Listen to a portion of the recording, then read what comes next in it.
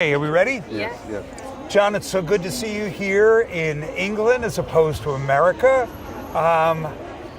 Tell us about your feelings about the trial and the likelihood that your son will finally walk free. Oh dear. I mean, two big questions are. Anyway, Vinnie, it's good to see you in London. I'd rather be having coffee with you in California. Yes. London is warm, at least. What can I say to answer those two questions? After 15 years, I've eaten all the hope that's available. So only work on faith now. And I believe that, although slow, justice will appear to us.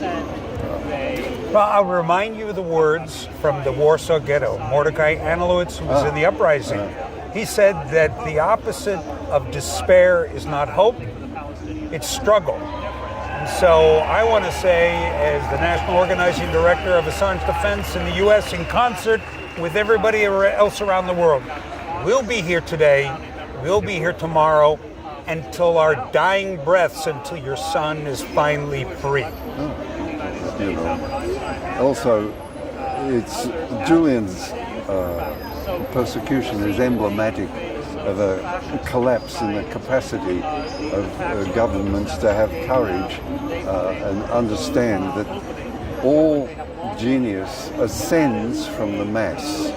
It doesn't come down from the clouds, or it doesn't come down from Buckingham Palace. It ascends from the mass of the people.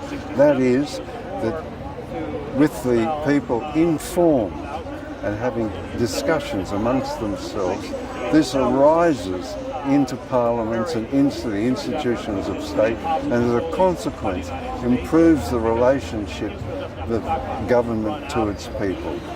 Also, new ideas express themselves and find means whereby people can listen to them, understand them and adopt them, and in discussion with each other elevate their understanding to a new level. All of those things are vital for every human being, but in particular at the moment in the West.